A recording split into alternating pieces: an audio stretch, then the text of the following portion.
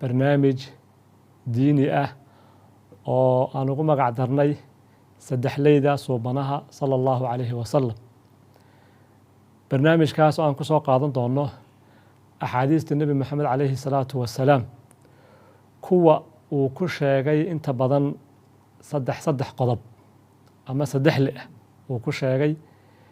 sababta aan usoo qaadanana waxay tahay waxay u fududahay xagga fahanka iyo xifdiga qofku inuu maaragtay maskaxda ku soo celin karo saddexdii qodob ama saddexdii shay ama arrin ee xadiisku ka hadlayey, maadaama ay inta badan dadka Soomaalidu ay yihiin dad suugaanta iyo mahmahaha iyo waxyaabaha qaybaha kala duwan aad muxuu ahaa waxaan u xifdiya yaqaana.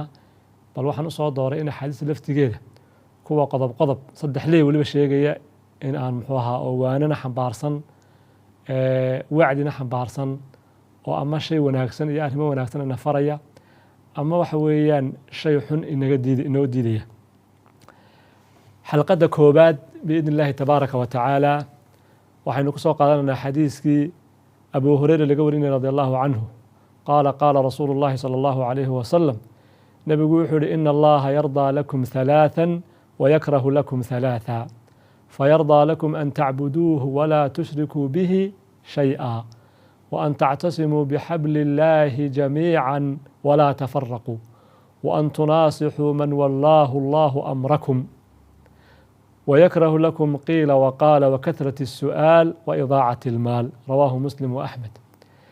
حديثك وحشيق يا النبي عليه الصلاة والسلام إن الله إلهي يرضى لكم وحورها لإذن كجيهي وإذن أقليهي ثلاثا سطح ويكره wuxuu idin nacaa lakum idinka halaathan saddex arrinna wuu idin diiday.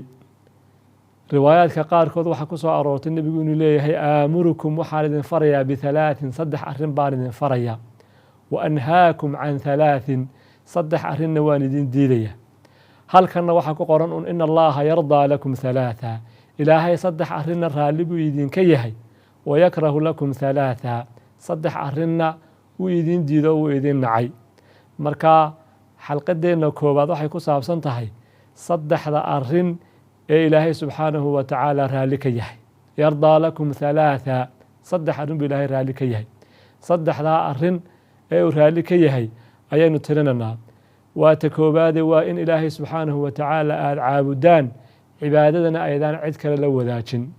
waa ta labaade in aada xadhigga ilaahay qabsataan oo aydaan iskhilaafin. waa ta saddexaade waa inaad u nasteexaysaan cidda ilaahay subxaanahu wa tacaala maamulka idinka dhigay ee arrinkiina uu u dhiibay. haddaba haddaynu ila faahfaahinno xadiisku saddexdaa arrin ee uu sheegaya ilaahay raalligu ka yahay, waxa ugu horeysa inaad ilaahay caabudaan oo aydaan u shariik yeelin cibaadada. cibaadadu walaalayaal waxa weeyaan waa magac ballaadhan oo koobsanaya wax kasta oo ilaahay subxaanahu wa tacaala raalli uu ka yahay, ama hadal ha noqdo ama ficil ha noqdo ama ha noqdo waxa weeyaan wax qofku uu aaminee. waayo salaadu waa cibaado, dikriga ilaahay subxaanahu wa tacaala waa cibaado, alqowl اطayib kelmadda wanaagsan iyo odhaahda wanaagsani waa cibaado, xusnu اlkhuluq akhlaaqada wanaagsani waa cibaado, waalidkoo loo samafalaa birulwaalideyn waa cibaado, dadkoo la saamuxaa waa cibaado. marka cibaadadu waa kelmad mug weyn oo wax kastoo ilaahay subxaanahu wa tacaala raalli uu ka yahay ayaa cibaado la yidhaahdaa. ilaahayna subxaanahu wa tacaala uu ka abaalmarinaya. cibaadadu waa ta ilaahay subxaanahu wa tacaala khalqiga oo dhan ba u abuuray, wamaa khalaqtu ljinna waalinsa ilaa liyacbuduun ayuu ilaahay subxaanahu wa tacaala leeyahy. jinka iyo insiga waxaa keliya toon u abuuray inay caabudaan oo ay gartaan oo ay bartaan ayuu ilaahay subxaanahu wa tacaala leeyahy. walidaalika nebi walba ilaahay subxaanahu wa tacaala oo uu soo diray nebiyada dhammaantood, nebiyullaahi aadam laga soo bilaabo ilaa nebi moxamed oo aakhiru rusul ah sala allahu calayhi wasalam, dadkooda iyo ciddii loo soo diray waxay ugu yeedhayeen cibaadada. ilaahay baa taa inoo caddaynaya, wamaa arsalnaa min qablika min rasuulin ilaa nuuxii ilayhi annahu laa ilaaha ilaa ana facbuduun. ilaahay waxau leeyahay nebi moxamed oo rasuul horta aan soo dirnay ma jiro ilaa haddii aan soo dirnay waxaan la soo dirnay inuu ku dhawaaqo an laa ilaaha ilaa ana facbuduun. ilaahay mooye ilaah xaq loo caabud ma jire, ilaahay caabuda. waxaa kaloo ilaahay mar kale uu caddaynaya walaqad bacatnaa fii kulli ummatin rasuula an icbudu llah. ummad walba rasuulka aan u soo dirnay wuxuu ku lahaa uun an icbudu llaha ilaahay caabuda wاjtanibu طaaguut, wixii ilaahay ka soke ee la caabudana ka dheeraado ka fogaada. cibaadadu walaalayaal waa xaqa ilaahay subxaanahu wa tacaala addoommaha uu ku leeyahay. nebigu xadiiskii caanka ahaa ee mucaad binu jabal uu la hadlayay wuxuu ku yihi yaa mucaad atadri maa xaqu llahi cala alcibaad. mucaadow ma garanaysaa xaqa ilaahay subxaanahu wa tacaala uu ku leeyahay addoommaha, wamaa xaqu lcibaadi cala allah, iyaka iyo addoommaha ilaahay subxaanahu wa tacaala ku leeyihiin. markaasuu yihi allahu warasuuluhu aclam, ilaahay rasuulkiisa ayaa og.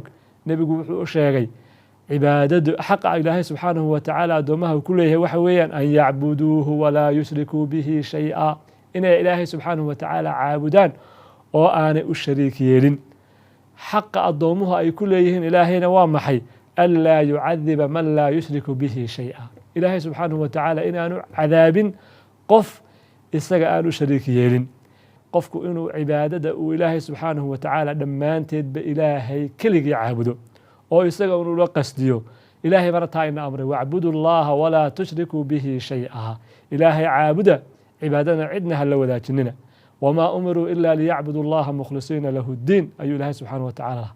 ikhlaaska iyo ilaahay oo cibaadada loo barax tiraa waa shardi acmaasha saalixa lagu aqbalo, waayo ilaahay subxaanahu wa tacaala ma aqbalo camalka ilaa maa kaana khaalisan, ilaa wixii isaga loo barax tiray wabtugiya bihi wajhu, ee wejigiisana lagu doonayo ilaahay raaliyaashiisa lagu doonayo mooyaane wax kale ilaahay ma aqbalo. marka arrinka koowaad ee ilaahay subxaanahu wa tacaala uu raalli inagaga noqonayo nebigu sheegaya waa inaynu ilaahay caabudno walaa nushrika bihi shay-a, cibaadada aynaan cid kale la wadaajinin. arrinka labaad ee ilaahay uu raalli inagaga yahay waxa weeyaan alictisaamu bixabli illaahi jamiica, xadhigga ilaahay inaynu qabsanno oo aynaan iskhilaafin.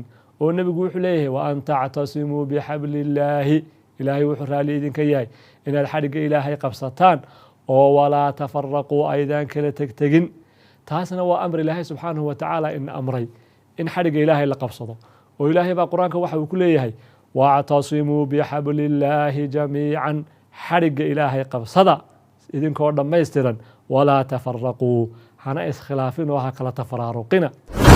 culimmadu halkan xadhiggan ilaahay uu leeyahay ictasimuu bixabli illaah, xadhigga ilaahay qabsada, ee nebiguna uu leeyahay wa an tactasimuu bixabli illaahi, xadhigga ilaahay inaad qabsataan baa raalli laydinkaga yahay oo ilaahay raalli idinkaga yahay. xadhiggaasay culimmadu halkan macnihiisa isku khilaafeen.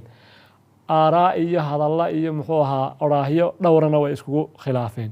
ibnu cabaas waxa uu leeyahay xabligaa ilaahay ee uu qabsada uu leeyahay ay tamasakuu bidiin illaah, waa diinta ilaahay qabsada. ibnu mascuud waxa uu leeyahay isagu ay huwa aljamaaca, xadhiggan la leeyahay qabsada waa jamaacada iyo muslimiinta jamaacadooda in la laasimo, waayo fa inahaa xablullahi aladii amara allahu bihi, waa xadhiggii ilaahay subxaanahu wa tacaala uu amray. qataada iyo suda iyagu waxay leeyihiin xadhiggaa ilaahay uu sheegaya waa alqur'aan, waa qur'aanka ilaahay subxaanahu wa tacaala. waayo xadiis baa nebiga waxaa ka sugnaaday ina hada alqur'aana qur'aankani huwa xablullaahi, waa xadhiggii ilaahay, wa huwa anuuru lmubiin, waa nuurkii caddaa, washifaau naafic, wacismatu liman tamasaka bihi wanajaatu liman tabacah, badbaade ayuu yahay ciddii qabsata, najaat iyo badbaade ayuu yahay ciddii raacda. marka waa xadhigga ayay leeyihiin. muqaatil isagu waxa uu leeyahay xabliga ilaahay la sheegaya waxa weeyaan ay biamri illaahi wa taacatihi, arrinka ilaahay iyo taacadiisa qaata, hana iskhilaafina. marka inta macnaba wuu sax buu ku noqonayaa. haddii la idhaahdo xadhigga ilaahay qabsada waa qur'aanka, iyo haddii la idhahdo waa diinta ilaahay, iyo haddii la idhaahdo waxa weeyaan intaba sax buu ku noqonayaa. qodobka markaa kale ku jira waxa weeyaan walaa tafaraquu, ha iskhilaafina. ay walaa tafaraquu yacni fii diinikum, diinta ha isku khilaafina sida yahuud iyo nasaara iskugu khilaafeen diimahoodii. oo hawada ha raacina iyo waxyaabaha naftiinu jeceshahay, ee noqda kuwo walaala ah oo diinta ilaahay walaala ku ah. macnaheeduna waxaa la diidayaa in la isjaro oo la isku dhabar jeediyo oo la isku cadhoodo ayaa la diidaya. arrinka saddexaadna ee ilaahay raalli inaga yahayna waxa uu nebigu leeyahay calayhi salaatu wasalaam wa an tunaasixuu man wallaahu allaahu amrakum, in aad u nasteexaysaan cidda ilaahay arrinkiina u dhiibay ee idin maamulasa inaad u nasteexaysaan. waxay isweydiin mudan nasteexadu waa maxay? nasteexada culimmadu waxay yidhaahdeen waxa weeyaan waa iraadatu lkhayri lilmansuuxi lah, waa in aynu khayrka iyo wanaagga la doonno qofka loo nasteexadaynayo aynu la doonno, sidoo kale aynu dariiqa ugu habboon ugu sheegno in uu ka fogaado waxyaabaha qaladka ah iyo waxyaabaha muxuu ahaa aan ilaahay subxaanahu watacaala raalli ka ahayn ee qaladka ah inuu ka fogaado ayaa nasteexa la yidhaahdaa. nasteexaduna waxay u sugan tahay muslimiinta oo dhan bay u sugan tahay, hadday noqoto madax iyo hadday noqoto waxweyan kuwo la maamulayaba. waayo nebigu wuxuu leeyahay calayhi salaatu wasalaam addiinu nasiixa, diintu waa nasteexo.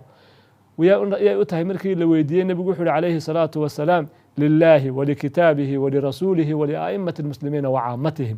waxay nasteexo u tahay ilaahay subxaanahu watacaala iyo kitaabkiisa iyo rasuulkiisa iyo dadka muslimiinta madaxda u ah iyo caamada ama dadka caamka ee la xukumo ayay u tahay. de wixii wanaagaya khayra lala doono. nasteexadu waxa weeyaan waa astaamihii dadka ambiyada ilaahay subxaanahu watacaala, ambiyada ilaah uu soo diray astaamahoodii iyo simaadkoodii bay ka mid tahay. waayo nebi walba wuxuu odhan jiray qowmkiisa wuu u nasteexayn jiray, oo wixii khayra iyo wixii diina ilaahay usoo dhibay risaalo ah ayuu ugu nasteexaynayey.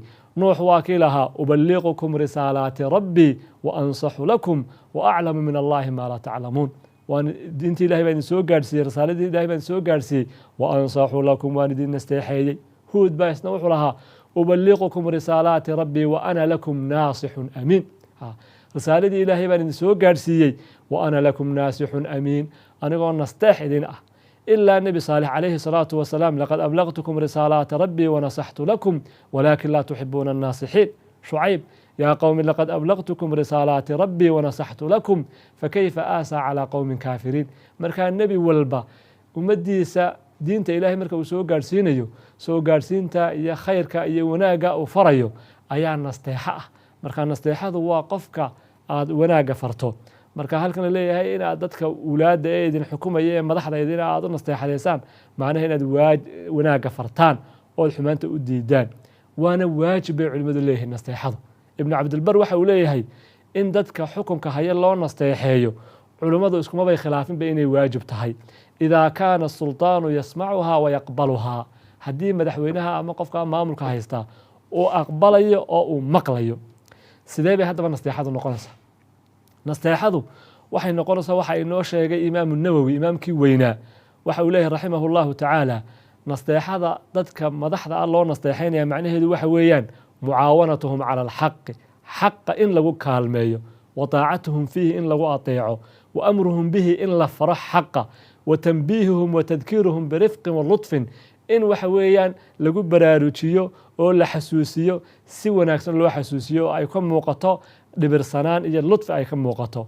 iyo wuxuu leeyahay waiclaamuhum bimaa gafiluu canhu, in la ogeysiiyo wixii ay ka mooganaadeen ama ay arki waayeen ee aan soo gaadhin ee xuquuqda muslimiinta ah, in muxuu ahaa lagu baraarujiyo oo la yidhaahdo halkaasaa dayacan, waxaasaa dayacan, waxaasaad ku qaldan tihiin in la yidhaahdo ayaa nasteexada ka mid ah. marka xadiiskaasi saddexleyda maanta ama xalqaddu waxa weeyaan ilaahay subxaanahu watacaala yardaa lakum halaatha, saddex arrin buu raalli idinka yahay. waa kow, yardaa lakum an tacbuduuhu walaa tushrikuu bihi shay-a, inaad caabudaan oo aydaan u shariik yeelin. laba, wa an tactasimuu bixabli illaahi, xabliga ilaahay iyo xadhigga ilaahay diinta ilahay inaad qabsataan oo aydaan iskhilaafin. saddex, wa an tunaasixuu man wallaahu allaahu amrakum, inaad u nasteexaysaan cidda ilaahay subxaanahu watacaala arrinkiina u dhiibay ee madaxu idinka dhigay. darsigeennu halkaa aynoogu joogo.